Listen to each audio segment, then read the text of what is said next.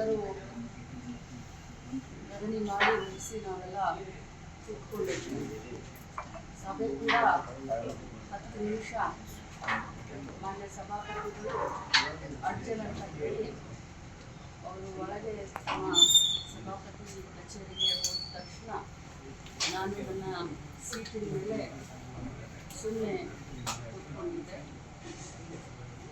ಆದರೆ C T Ravi ಅವರು ನಮ್ಮ ನಾಯಕರಾದಂಥ ರಾಹುಲ್ ಗಾಂಧಿ ಅವರಿಗೆ ಡ್ರಗ್ ಅಡಿಕ್ಟು ಅಂತ ಹೇಳಿ 3-4 ಬಾರಿ ಅಂದರು. ನಾನು ಮತ್ತೇನು ಸುಮ್ಮನೆ ಕೂತ್ಕೊಂಡೆ ತಾಳ್ಮೆಯಿಂದ. ಮತ್ತೆ ನನ್ನನ್ನು ನೋಡಿಕೊಂಡು ಡ್ರಗ್ ಎಡಿಕ್ಟ್ ರಾಹುಲ್ ಗಾಂಧಿ ರಾಹುಲ್ ಗಾಂಧಿ ಯಾಕೆ ಅಂತೀರ? ಹಾಗಾದರೆ ತಾವು ಕೂಡ ಆಕ್ಸಿಡೆಂಟ್ ಮಾಡಿದ್ರಲ್ಲ, ಹಾಗಾದರೆ ತಾವು ಕೂಡ ಕೊಲೆಗಾರರಾಗ್ತೀರ ಅಂತ ಅಂದ. ನಾನು ಹಾಗೆ ಅಂದ ತಕ್ಷಣವೇ ತಿರುಗಿ ತಾವೆಲ್ಲರೂ ಹೇಳಿದ್ದೀರಾ, ನನಗೆ ಆ ಪದವನ್ನು ಬಳಸಲಿಕ್ಕೆ ತುಂಬ ಅಸಹ್ಯ ಆಗಿದೆ. ನಾಗರಿಕ ಸಮಾಜದಲ್ಲಿ, ರಾಜಕಾರಣದಲ್ಲಿ ಬಹಳಷ್ಟು ಧೈರ್ಯ ಮಾಡಿ ಬಹಳಷ್ಟು ಕಷ್ಟದಿಂದ ಒಬ್ಬ ಸಾಮಾನ್ಯ ಕಾರ್ಯಕರ್ತೆಯಾಗಿ ಇಲ್ಲಿವರೆಗೆ ರಾಜ್ಯದ ಎಲ್ಲ ಮಹಿಳೆಯರನ್ನ ಪ್ರತಿನಿಧಿಸ್ತಾ ಇದ್ದೀನಿ. ಇಂಥ ಸಂದರ್ಭದಲ್ಲಿ ನನಗೆ ಆ ಮಾತನ್ನು ಒಮ್ಮೆಲ್ಲ 10 ಬಾರಿ ಹೇಳಿ ಅದೆಲ್ಲ ತೇಜೋವಧೆ ಮಾಡಿದ್ರು. ಎಲ್ಲ ಇರೋದಿಲ್ಲ ನಾನು, ಆದರೆ ನಾನು ಕೂಡ ಒಬ್ಬ ತಾಯಿ, ಒಬ್ಬ ಅಕ್ಕ, ಒಬ್ಬ ಅತ್ತೆ. ಇವತ್ತು ನನ್ನನ್ನು ನೋಡಿ ಸಾವಿರಾರು ಮಹಿಳೆ ರಾಜಕಾರಣ ಬರಬೇಕು ಅಂತ ಅಂತಿರ್ತಾರೆ. ಇರುವಂತ ನಮ್ಮವ್ರಿಗೇನೆ ಯಾರು ಸದನದಲ್ಲಿ ಈ ರೀತಿ ಮಾತಾಡಿದ್ರೆ ಬಹಳ ಹೊರಟಾಗುತ್ತೆ. ಇಷ್ಟೇ ಹೇಳಿದ್ದೆ ನಾನು. ಆ ಮೂಮೆಂಟ್ ಅಲ್ಲಿ ನೀವು ಎಕ್ಸ್ಪೆಕ್ಟ್ ಮಾಡಿದ್ರೆ ಈ ತರ ತೇಜೋವಧಿಯ ಮಾತು?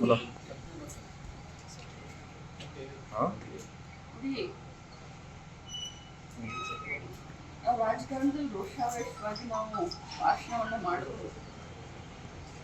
ಅಂದ್ರೆ ಇಲ್ಲಿಯವರೆಗೆ ನಾನು ಹುಟ್ಟಿದಾಗಿಂದ ಒಂದು ಇರುವೆ ಕೂಡ ಕಾಟ ಕೊಡ್ಕೊಂಡು ನಾನು ನನ್ನ ಬಾಡಿಗೆ ರಾಜಕಾರಣ ಮಾಡಿಕೊಂಡು ಕೈಲಾದಷ್ಟು ಜನರ ಸೇವೆಯನ್ನ ಮಾಡ್ಕೊಂಡಿದ್ದೆ. ಕೆಟ್ಟದ್ದನ್ನು ನೋಡಿದ್ರೆ, ಕೆಟ್ಟವ್ರನ್ನ ಕಂಡ್ರೆ ದೂರ ಹೋಗೋದು. ಸ್ವಾಭಾವಿಕ ರಾಜಕಾರಣದಲ್ಲಿ ಇದೀವಿ ಅಂತಂದ್ರೆ ನಾವು ಸ್ವಲ್ಪ ಧೈರ್ಯದಿಂದ ಇರ್ಬೇಕಾಗುತ್ತೆ. ಆದ್ರೆ ವಿಧಾನ ಪರಿಷತ್ತು ಅಂತಂದ್ರೆ ಹಿರಿಯರ ಚಾವಡಿ, ಬುದ್ಧಿವಂತರ ವೇದಿಕೆ. ಆ ವೇದಿಕೆಯಲ್ಲಿ ಅವ್ರು ಮಾತನಾಡ್ಬೇಕಾದ್ರೆ ಎಲ್ಲರೂ ಧೃತರಾಷ್ಟ್ರ ಕೇಳಿದವ್ರು ಬಂದು ನಮ್ಗೆ ಪಕ್ಕ ಬಂದು ಹೇಳ್ತಾರೆ, ಸಾರಿ ಅಂತ ಹೇಳ್ತಾರೆ. ಅದಕ್ಕೆ ಯಾರು ಕೂಡ ಅದನ್ನು ಖಂಡಿಸ್ಲಿಲ್ಲ. ನಮ್ಮ ಪಕ್ಷದವ್ರು ನನ್ನ ಬೆನ್ನಿಗೆ ನಿಂತ್ಕೊಂಡು, ಇವತ್ತು ರಾಹುಲ್ ಗಾಂಧಿ ಇದ್ರೆ ನಮ್ಮ ಕಾಂಗ್ರೆಸ್ ಪಕ್ಷ ಇದ್ರೆ ಲಕ್ಷ್ಮೀ ಹೆಬ್ಬಾಳ್ಕರ್ ಅಂತ ಹೇಳಿ ರಾಹುಲ್ ಗಾಂಧಿ ತೇಜೋವಧೆ ಮಾಡ್ತಾ ಇದ್ರ ಇರ್ರಿಲಿವೆಂಟ್. ಅಂಬೇಡ್ಕರ್ ಅವ್ರಿಗೆ ಅವಮಾನ ಮಾಡಿದ್ರಂತ ನಾವೆಲ್ಲ ಅಂತೂ ನೇರವಾಗಿ ತಮ್ಮೆಲ್ಲರಿಗೆ ಹೇಳಿದ್ದೀನಿ. ನಿನ್ನೆ ಸಭಾಪತಿಗಳಿಗೂ ನಾನು ಬರ್ತೀನಿ. ಅವರು ರಾಹುಲ್ ಗಾಂಧೀಜಿಯವರಿಗೆ ಡ್ರಗ್ ಅಡಿಕ್ಟು ಅಂದರು. ಅದಕ್ಕೆ ನೀವು ಆಕ್ಸಿಡೆಂಟ್ ಮಾಡಿದ್ರ, 3 ಜನ ಕೊಲೆ ಮಾಡಿದಂಗಾಗಿದೆ, ನೀವು ಕೊಲೆಗಾರರು ಅಂದರು ಅಂತ ನಾನು ಅಂದಿದ್ದೀನಿ. ನಾನು ಆ ಮಾತಿಂದ ಎಲ್ಲಿ ನಿಲ್ಲಿಸಲ್ಲ. ಆದರೆ ಅವರು ಸಭಾಪತಿಗಳು ಎದುರುಗಡೆ ಹೇಳಿದರೆ ತಮಗೂ ಹೇಳಿದ್ದಾರೆ. ನಾನು ಆ ರೀತಿ ಅಂದಿಲ್ಲ, ಆ ವರ್ಡನ್ನು ಯೂಸ್ ಮಾಡಿಲ್ಲ ಅಂತ. ಮಾಧ್ಯಮದಲ್ಲಿ ತಾವೇ ಎಲ್ಲರೂ ತೋರಿಸಿದ್ದಾರೆ, ತಮ್ಮೆಲ್ಲರ ಮೊಬೈಲ್ದಲ್ಲೂ ಆಗಿದೆ.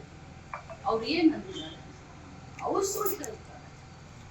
ತಮಗೆಲ್ಲರಿಗೂ ಗೊತ್ತು, ರಾಜ್ಯದ ಜನರಿಗೂ ಗೊತ್ತು, ಬಿಜೆಪಿಯ ನಾಯಕರುಗಳಿಗೂ ಗೊತ್ತು. ಆದರೆ ನಾನ್ಯಾವತ್ತು ಸುಳ್ಳು ಹೇಳುವಂಥ ಕ್ರಮೇನೇ ಇದೆ.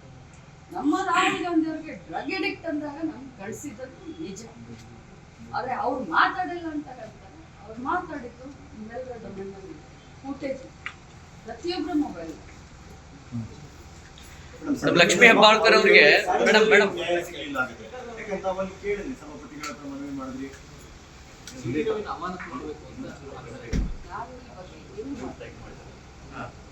ನಾನು ಬಹಳ ಶಾಕ್ನಲ್ಲಿದ್ದೀನಿ, ಬಹಳ ದುಃಖದಲ್ಲಿದ್ದೀನಿ.